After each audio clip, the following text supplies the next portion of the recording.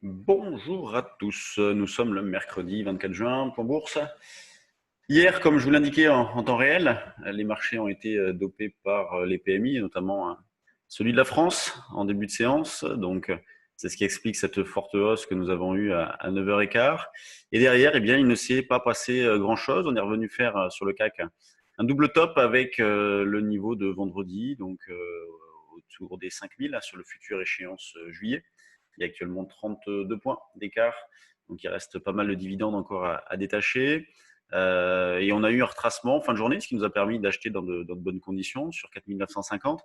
4950, c'est d'ailleurs le niveau sur lequel nous sommes actuellement. Donc, bon, j'ai acheté un petit peu. J'aurais préféré le faire sur 30, mais comme le marché tient, on a payé un petit peu plus cher que ce qui était prévu au départ.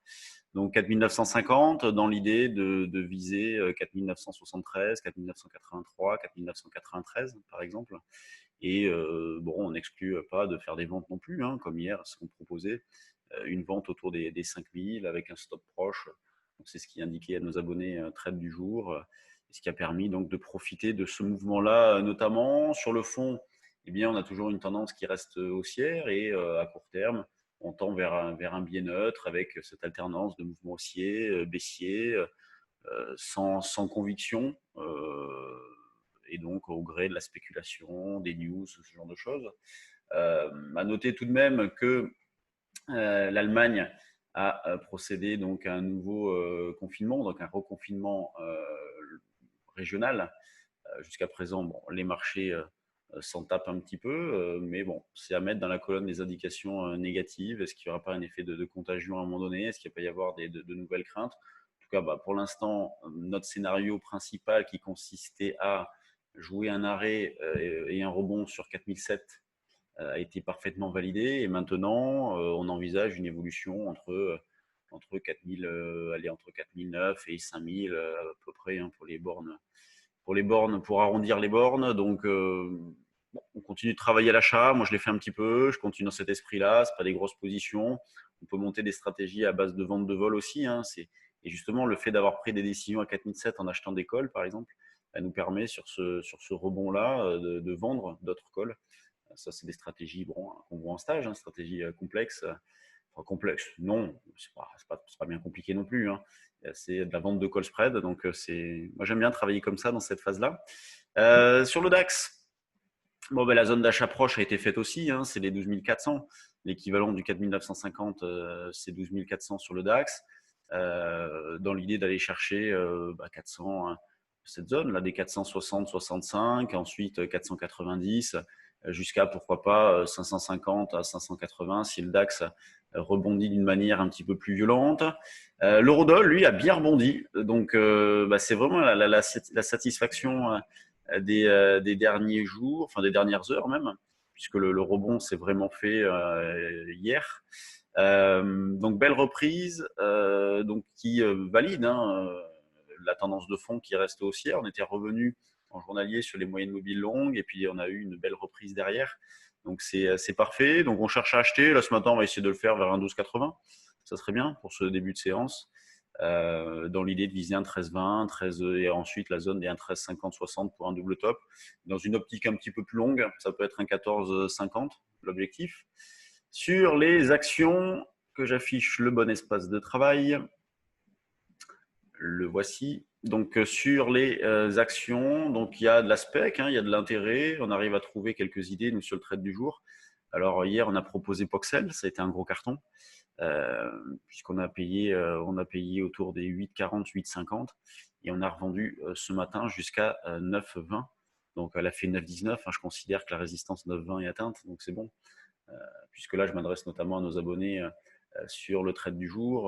Bon, il ne faut pas hésiter à se mettre, quand on propose un niveau d'achat, à se mettre un petit peu au-dessus, un niveau de vente un petit peu en dessous.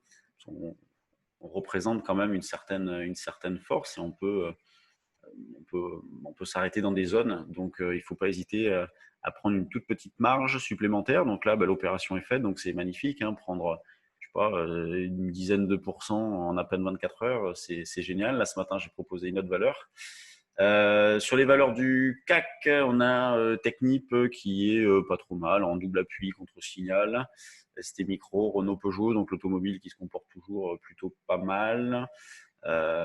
Ensuite, on a Airbus. Bon, on a les mêmes configurations un peu partout. Vous voyez, de moyennes mobiles longues qui viennent en soutien des prix avec la moyenne mobile courte à proximité. Et c'est Renault, Peugeot. Alors Peugeot, c'est différent, mais c'était Technip. On avait cette même configuration-là.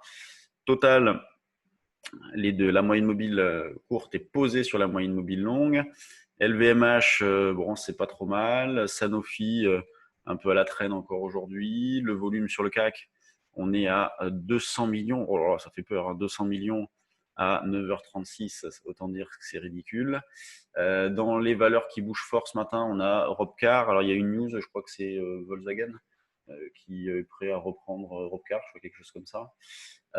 Ensuite, on a SMCP, donc Centre Hommage Claudie Pierlot qui bouge fort aussi. Showroom, Inat, donc il y a eu une news sur Inat. Figeac, ça, je l'ai regardé celle-là à une époque, c'est pas mal d'ailleurs, Figeac, c'est pas mal. Compagnie des Alpes, Lafarge, Forestia, Synergie, FPP, bon, Poxel, oui, Poxel qui est ici. Donc il faut bien penser à revendre, hein.